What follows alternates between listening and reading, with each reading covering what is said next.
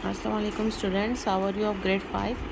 जैसे कि आपको पता है कि physical and chemical changes of matter का चैप्टर हम कवर कर चुके हैं। आज हम उसकी एक्सरसाइज करवाएंगे। Question number 1 is differentiate between physical and chemical changes. तो इसका हम डिफरेंशिएट करेंगे कि अलग अलग हम इनका बताएंगे कि ये किस लिहाज से एक दूसरे से मुख्तलिफ है। The first point is it is a temporary change, यानी ये कुछ टाइम के लिए चेंज रहता है, और it is a permanent change, ये हमेशा चेंज हो जाता है। ये रिवर्सिबल हो सकता है और ये इरिवर्सिबल है। न्यू सब्सटेंस इस फॉर्म, इसमें कोई ना कोई एक नया सब्सटेंस फॉर्म हो जाता है, जबकि केमिकल चेंजेस में ऐसा कोई भी न्यू सब्सटेंस फॉर्म नहीं होता। चौथा पॉइंट हम एग्जाम्पल का लिखेंगे, cut paper into small pieces. An example of chemical is burning of would. Question number 2 है, how do solid melts. Solid जो होते हैं वो किस तरह पिघल जाते हैं। तो solid melts when they are given more heat energy. Solid चीज़ें पिघलती हैं तब जब उनको ज़्यादा गर्माइश की दिया जाता है। अब हीट जो है वो भी एक एनर्जी है, ठीक है। Question number 3, how does the freezing of matter take place, explain with example. कोई भी मैटर जो होता है वो फ्रीजिंग किस तरह, मतलब वो किस तरह एक मैटर जो है वो फ्रीज हो जाता है, वो कह रहे हैं कि उसको एक्सप्लेन करें। व्हेन लिक्विड इज़ फ्रोज़न, कोई भी लिक्विड अगर जम जाती है, द पार्टिकल स्टॉप मूविंग, यानी उन चीज़ों में जो पार्टिकल्स होते हैं वो मूव करना बंद कर देते हैं और वो सख्त हो जाते हैं, ठीक है। इसी तरह एक चीज़ सॉलिड जो होती है वो फ्रीज हो जाती है। For example, liquid water freezes at 0 degree centigrade और 35 डिग्री फ़ारेनहाइट, ठीक है। क्वेश्चन नंबर 4 हमारे पास है, what are the different ways that heating can affect matter. वो कौन से तरीके हैं जिनसे एक मैटर पे हीटिंग कैन अफेक्ट मैटर, यानी हीटिंग के ज़रिए एक मैटर पे असर हो सकता है। Explain your answer with examples. तो हमारे पास आंसर है, heating can affect matter. Heating जो है वो मैटर को असर कर सकता है। कैसे? By changing it from one state to another, वो उसको चेंज कर सकता है एक स्टेट से दूसरे स्टेट तक। अब यहाँ पे स्टेट से मुराद क्या है, यानी अगर वो सॉलिड है तो हम उसको लिक्विड में कैसे चेंज करें, और अगर वो लिक्विड है तो उसको हम सॉलिड में कैसे चेंज करें। It can do this by melting, freezing, condensation and evaporation. और ये किस तरीक़ों से ये करता है, वो तरीके हैं melting, freezing, condensation and evaporation. उसको फर्दर हम डिटेल में लिखेंगे कि सबसे पहले मेल्टिंग को एक्सप्लेन करेंगे।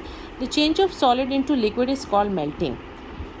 चेंज ऑफ सॉलिड को जब हम चेंज करते हैं लिक्विड में, दैट इज़ कॉल्ड मेल्टिंग, उसको मेल्टिंग बोलते हैं। फॉर एग्जांपल, आइस मेल्टिंग, जिस तरह हम आइस को यानी बर्फ़ को पिघलाते हैं। सेकंड हमारे पास है फ्रीजिंग। फ्रीजिंग क्या है, the change of liquid into solid. कोई भी लिक्विड को अगर हम सॉलिड में चेंज करते हैं, that is called freezing. For example, हमारे पास क्या है, फ्रोज़न फूड, जो खाना जो होता है कभी कभार हम उसको फ्रीज़र में रख देते हैं ताकि वो फ्रीज़ हो जाए, ताकि वो फ्रोज़न फूड बन जाए और किसी टाइम के लिए हम उसको दोबारा यूज़ कर सकते हैं। फिर हमारे पास है condensation. The change of gas into liquid is called condensation. जब हम गैस को लिक्विड के फॉर्म में चेंज करते हैं, that is called condensation. For example, clouds in the sky.